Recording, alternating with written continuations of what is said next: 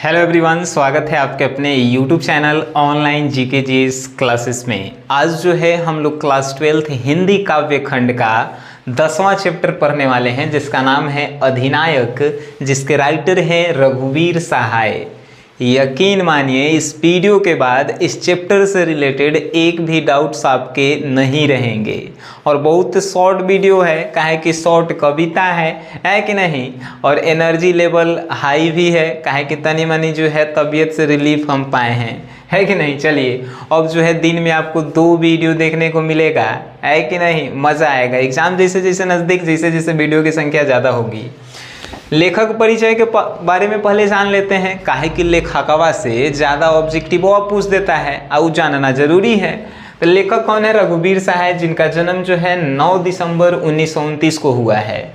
किनकर? तो रघुवीर सहाय जी के जन्मवा 9 दिसंबर 1929 में हुआ है। इनका निधन जो है 30 दिसंबर 1990 में हुआ है। निधन 30 दिसंबर 1990 में। जन्म स्थान कहाँ? तो लखनऊ। लखनऊ कहाँ है? तो यूपी में है। अब देखिए पूछेगा रघुवीर सहाय जी के जन्म कब? तो 9 दिसंबर 1929 में। आज मृत्यु कब? तो मृत्यु पूछेगा तो 30 दिसंबर 1990 में। हो गया खेला। कहाँ हुए थे? तो लखनऊ यूपी में हुए थे।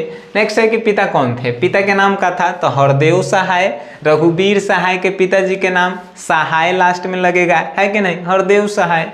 अब देखिए शिक्षा तो एमए किए थे, इंग्लिश से किए थे या लखनऊ यूनिवर्सिटी से किए थे, है कि नहीं। शिक्षा कहाँ तक? एमए किए हैं, इंग्लिश से किए हैं, लखनऊ यूनिवर्सिटी से किए हैं, जो लखनऊ में है।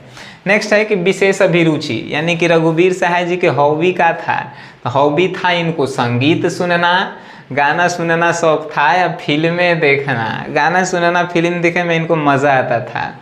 नेक्स्ट है कि इन्होंने क्या किया? तो इन्होंने कौमुदी नाम से जो है वो कविता केंद्र का स्थापना किया, ठीक है। कविता केंद्र, जहाँ पे जाके कविता आप सुना सकते हैं, गा सकते हैं, तो उसका नाम रखा गया कौमुदी, जिसकी स्थापना किन्होंने किया था? तो रघुवीर सहाय जी ने। नेक्स्ट है सम्मान। लोग भूल गए के लिए इन्हें जो है साहित्य अकादमी पुरस्कार मिला है। क्वेश्चन ऐसे पूछेगा कि रघुवीर सहाय जी को जो है कौन सा पुरस्कार मिला है?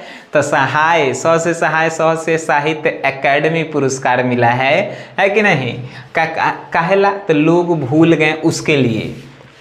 फिर जो है इन्होंने कहाँ कहाँ काम किया है? तो इन्होंने पत्रकारिता के क्षेत्र में काम किया है, पत्रकारिता मीडिया के क्षेत्र में। और इन्होंने नव भारत टाइम्स में भी जो है काम किया है। बहुत सारे पत्र जो पेपर आता है उसमें काम किए हैं, लेकिन इन नव भारत टाइम्स आप याद रखिएगा, इनमें जो है इन्होंने पत्रकारिता का काम किया है।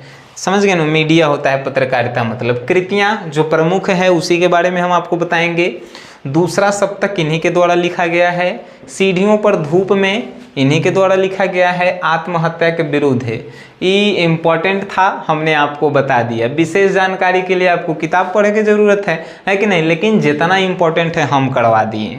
नेक्स्ट की बात किया जाए, अब देखिए ये जो है इतनी वो कहानी कविता है, एक अर्थ आपको हम बताएंगे। इसका आपको नोट्स भी चाहिए, है कि नहीं। नोट्स के लिए आप लोग तो फिर लेट कर रहे हैं, ठीक है। जब 2 महीना बचल रहेगा ना, तो हिंदी के नोट्स के अब की दाम बढ़ेगा, तो अब की कहाँ जाएगा पता नहीं चलेगा।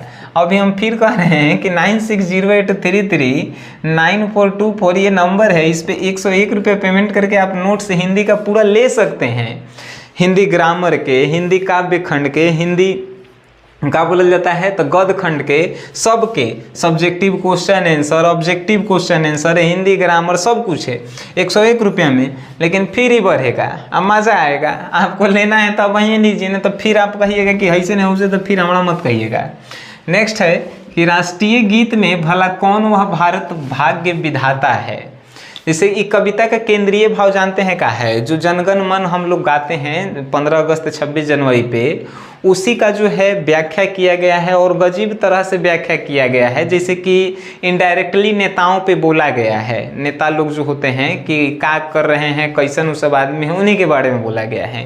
देखिए राष्ट्रीय गीत में भला कौन वह भारत भाग्य विधाता है। लेखक यहाँ कह रहा है कि जो हम लोग राष्ट्र गीत गाते हैं ओकरा में आता है न भारत भाग्य विधाता। तो कौन ऐसा आदमी है राष्ट्रीय गीत में जो भारत के भाग्य विधाता करता है, भाग्य बनाता है? फटा सुथना पहने जिसका गुण हर चरना गाता है। हर चरना मतलब हर चरना एगो व्यक्ति के नाम है, ठीक है। तो कह रहा है लेखक कि राष्ट्रगीत में कौन ऐसा है जो भारत के भाग्य बनाता है और फटा सुथना पहने, फटल पुरान पहने हुए हरचरना जो है वो व्यक्ति के जो है गुण गाता है। कौन है वो आदमी? यहाँ पे दो लाइन के मतलब समझिए हमर भाषा में कि लेखक कहना चाहता है कि राष्ट्रीय गीत में कौन ऐसा आदमी है जो भारत के भाग्य विधाता बनाता है और ओकर जो है गुणों गा रहा है हरचरना, यानी कि हर एक गरीब व्यक्ति जो फटल पुरान पहने हुए है वो हर एक 15 अगस्त 26 जनवरी के ओकर गुण गाता है। आखिर कौन वो व्यक्ति है जो भारत के भाग्य विधाता है? ये तो था अर्थ है। नेक्स्ट, मखमल टमटम बल्लभ तुरही पगड़ी छत चंबर के साथ तोप छुरा कर ढोल बजा कर जय जय कौन कराता है। गर्मी हाई टेम्परेचर है, दोपहर के 2:30 बजे वीडियो बन रहा है। चलिए, मखमल मतलब कहे के मतलब कि बढ़िया एकदम कपड़ा मखमल जैसा पहनले है, टमटम पर बैठल है, बल्लभ तुरही ओकर चारों तरफ जो है तुरही लेके ठाड़ा है सब, जैसे राजा महाराजा के देखिएगा बड़का बड़का पुपुही लेके ठाड़ा रहता है सब।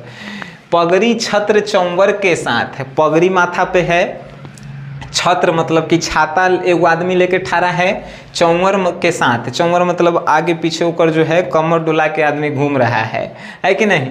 तो यहाँ पे देखिए मखमल के कपड़ा पहने हुए टमटर पर बैठल है, तुरही लेके जो है ओकर आदमी दूगो बगलवा में कैसे राजा के ठाड़ रहता है ऐसे है, पगड़ी है, छाता है सर के ऊपर, उसके बाद आदमी के साथ आदमी ओकर आगे पीछे है, तोप छुरा कर, तोप मतलब कि पड़ाका छोड़ रहा है, ढोल बजाकर ढोल बजा रहा है, ढोल बजाकर जय जय कौन कराता है।